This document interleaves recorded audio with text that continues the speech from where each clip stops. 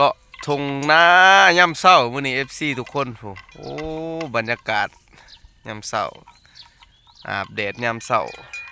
นี่อยู่บ้านพักขะเนาะทุกคนเขาสิไปยามมองเนาะที่ว่าแซ่ไว้แต่ว่าสิลงได้บ่เนาะไปเบิ่งนำกันเลย FC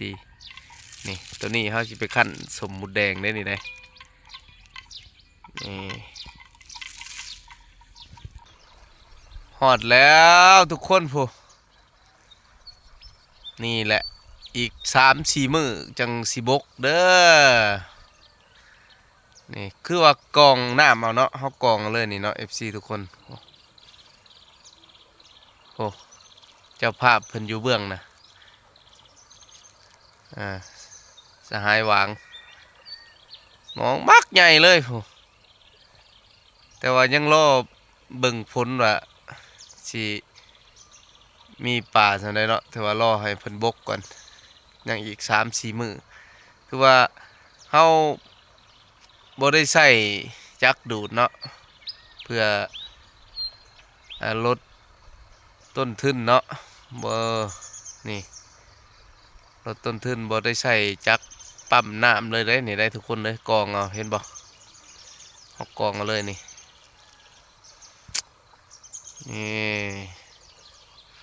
โอ้แดดส่องตาเหลื่อมตา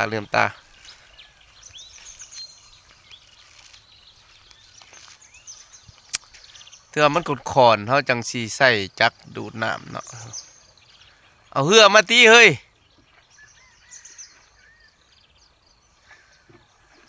โอ้เพิ่นสาน้ำออกแต่เหือเลย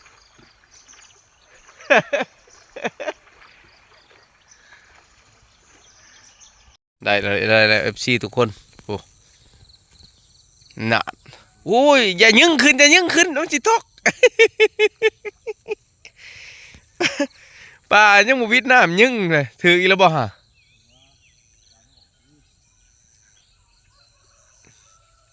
โอ้ยเป็นตะงายหลังเถอะเด้ อย่ามาเบื้องนี้เบื้องได้เขาบริกลางฮะ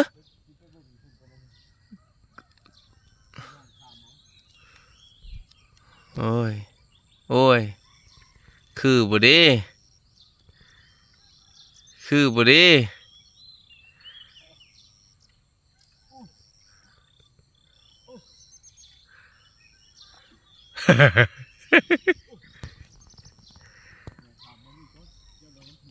ผู้ป้าอยู่พังผู้ได้เฮ้ยอยู่เหงาผู้ได้ปลามันเริ่มรี่เลยเชียววางเลยเออตัวน้อยตัวยังเอาโลด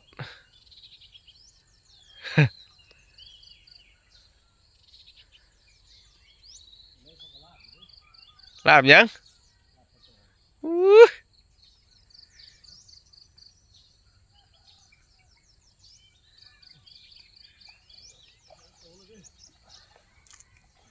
โอ้มีไก่ป่าเนาะแทนนี่เนาะ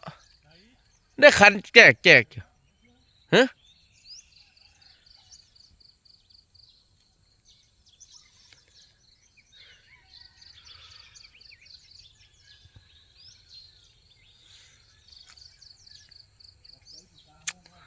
ฮะ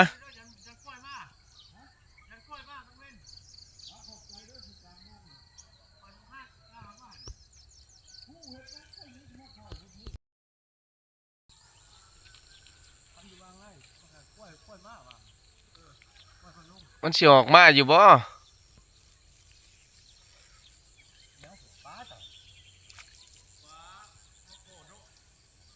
เมื่อป่ามันเต้นอยู่เงา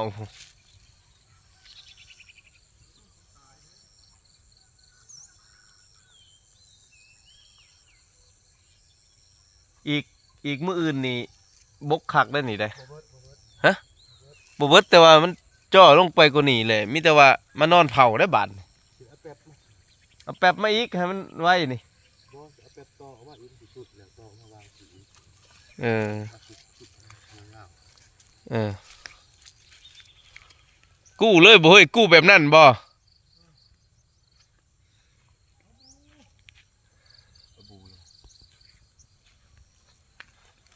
กูมองได้ดึงมาโหลดโอ้คักนะ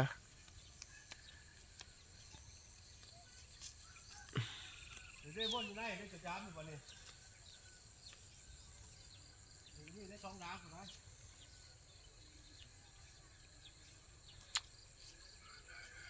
โอ้เพิ่นกูมองเลยอยู่พวก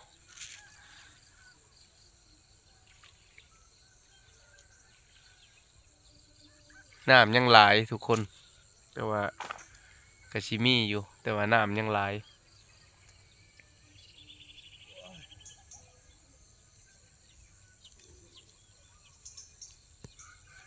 อีกประมาณ3 มื้อ4 มื้อพุ่นแหละ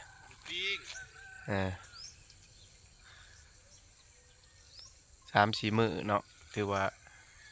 ได้รับผลอยู่โอ้บางแนมนดินอยู่วาบวาบได้อยู่เด้อทุกคนเด้อได้แล้วปลาคอปลาดุกปลาปากโอ้โหเมื่อแล้วบ้าน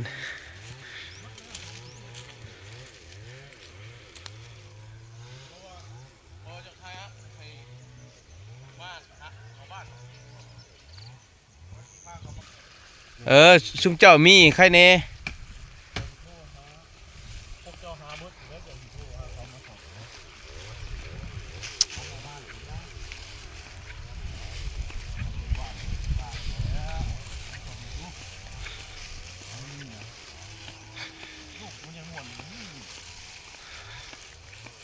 เมื่อแล้วบ้านเข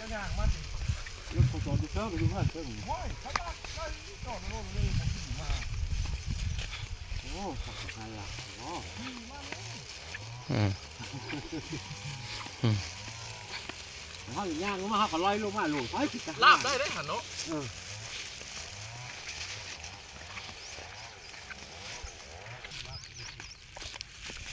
รักแดนบ่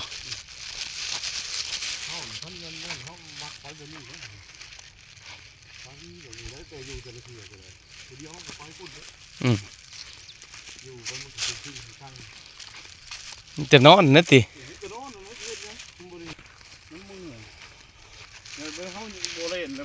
โอ้ขั้วแต่นี่เขามันขักอะไร